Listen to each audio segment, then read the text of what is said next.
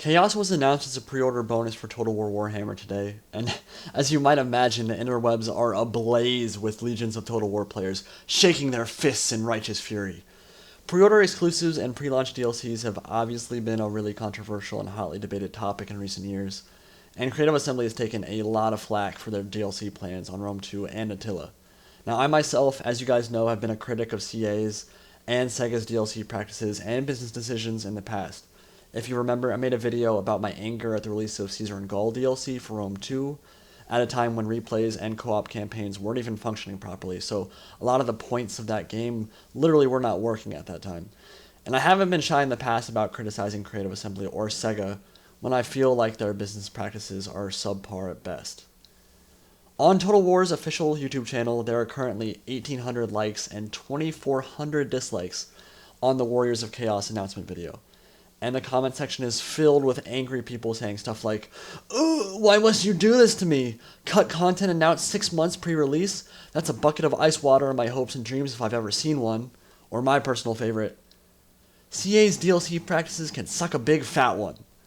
A lot of people are legitimately disappointed that an iconic race from Warhammer Fantasy is getting tacked on as a pre-order bonus, and I definitely understand why that could trigger an emotional reaction for some people.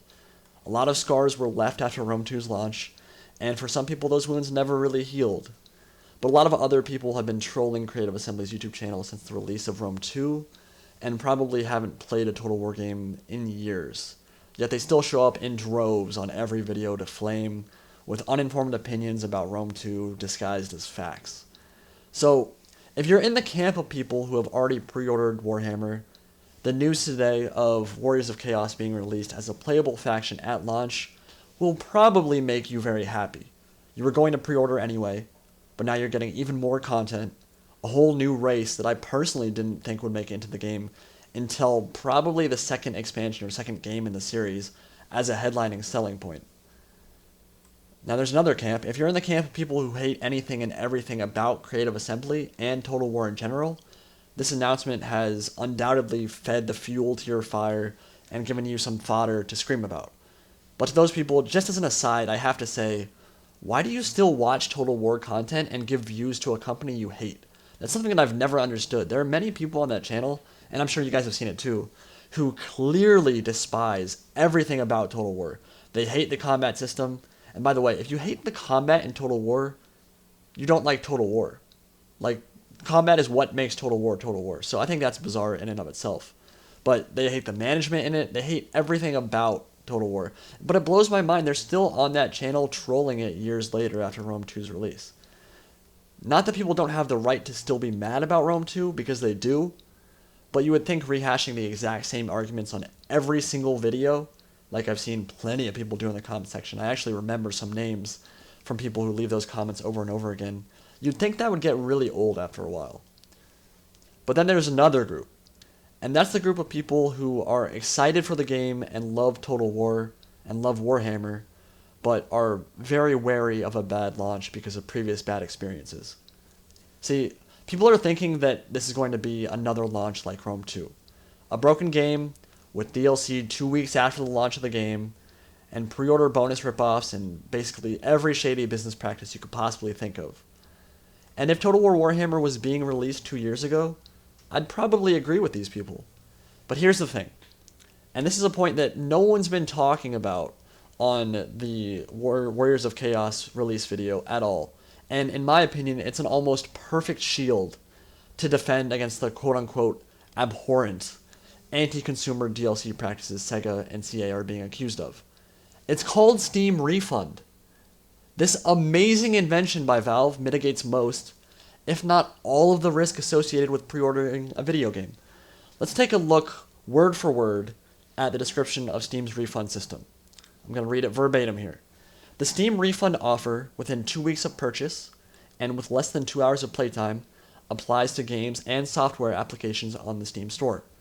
When you pre-purchase a title on Steam, and have paid for the title in advance, you can request a refund at any time prior to the release of that title. The standard 14-day, 2-hour refund period also applies, starting on the game's release date. So what does this mean? Well, I mean, it should be pretty obvious. It means that you can pre-order Total War Warhammer 2 weeks before it is released on April 28th, 2016.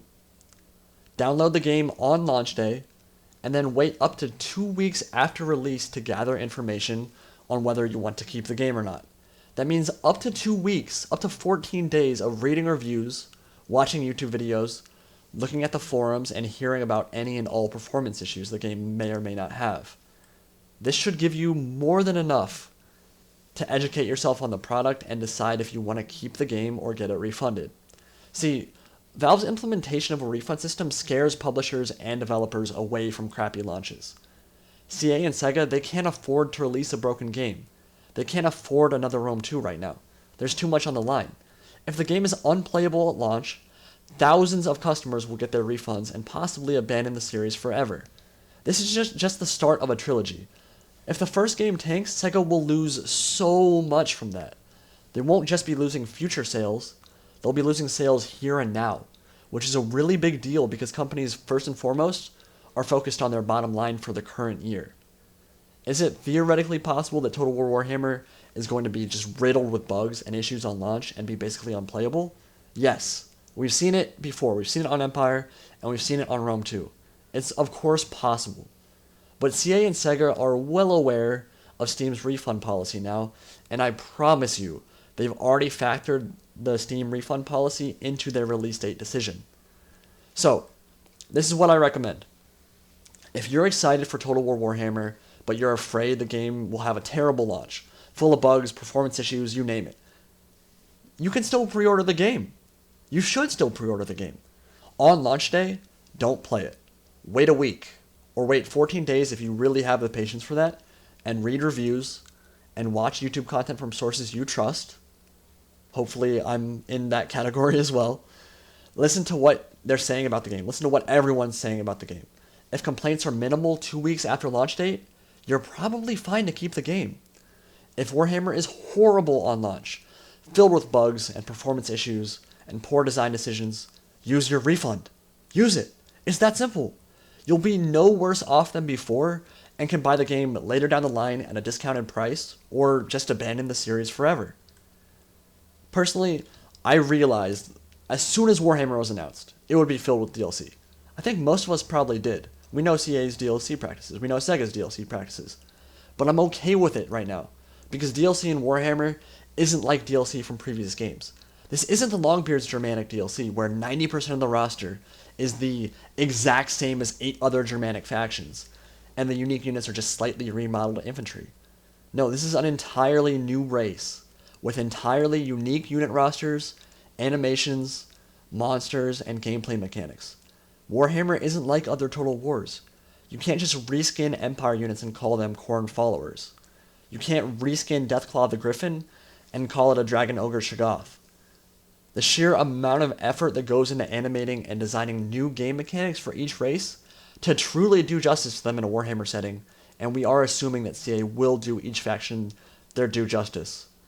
Well, the amount of effort for that far surpasses the effort put into something like Caesar and Gaul, or the Longbeards DLC. And that's worth paying for, in my opinion. And guess what?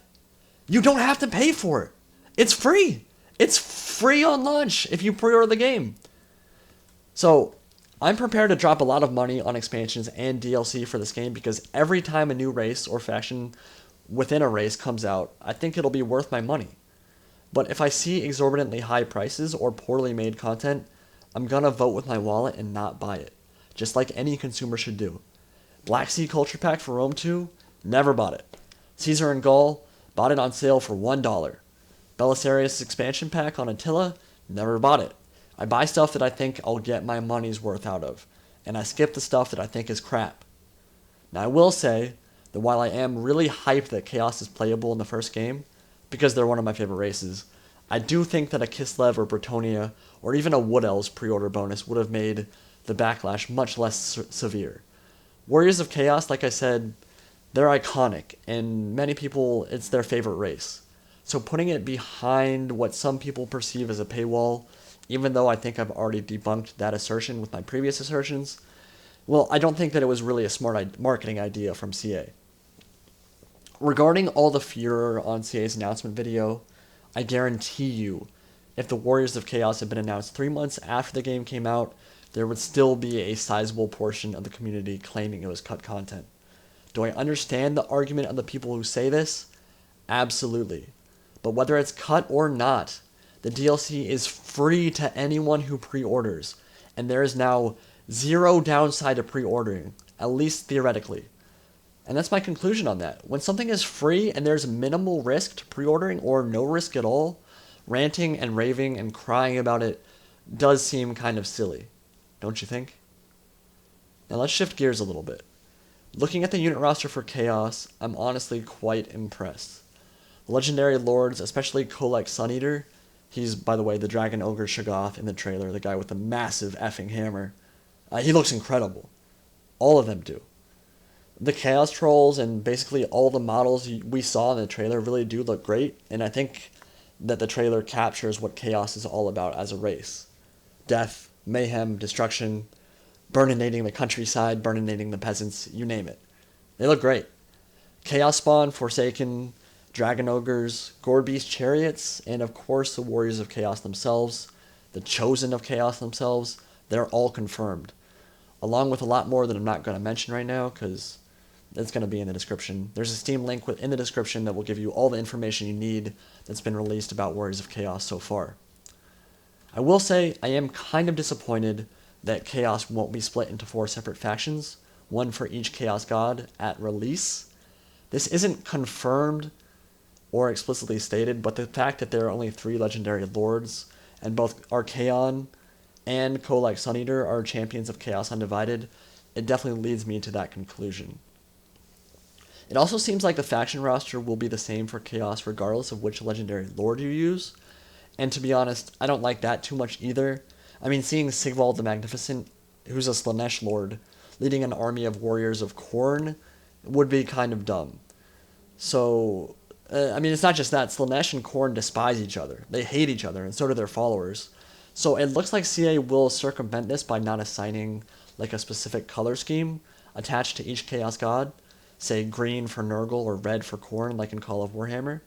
So they might end up being just brown or some like random color that signifies that they're Chaos Undivided. But hopefully by the end of the series, the Warriors of Chaos will be split into separate factions like their Pantheon of Gods. This is something CA should definitely take from Call of Warhammer, I think, being able to choose a legendary lord attached to each Chaos God. So maybe Valkia the Bloody for Khorne will come later down the line, and obviously Sigvald the Magnificent for Slaanesh has already been confirmed.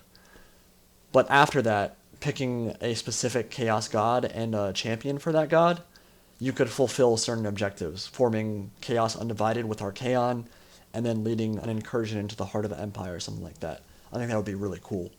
I can totally see the more unique units like the Glotkin for Nurgle and the individual Chaos God special units being added later down the line as DLC or in other games. But the fact that there is a Warriors of Chaos race, to me, pretty much confirms there will be a Demons of Chaos race as well, like there is in the tabletop game. Perhaps a merger of each Chaos God's Demons and Warriors of Chaos will happen later down the line. I think that would be really awesome as well. Anyway, those are my thoughts on the pre-order DLC announcement for Total War Warhammer. I'm really excited that Chaos got announced. I know some of you are very upset about it, and I understand that point of view. Like I said though, just pre-order the game and use Steam's refund system. It will solve all your issues. Anyway, feel free to voice your opinion and at least try to keep it civil in the comment section. But to be honest, I do enjoy reading cancerous posts every now and then, so I wouldn't mind seeing at least a couple of those. But I'm definitely interested to hear y'all's opinions, and I'll talk to you all later. Have fun.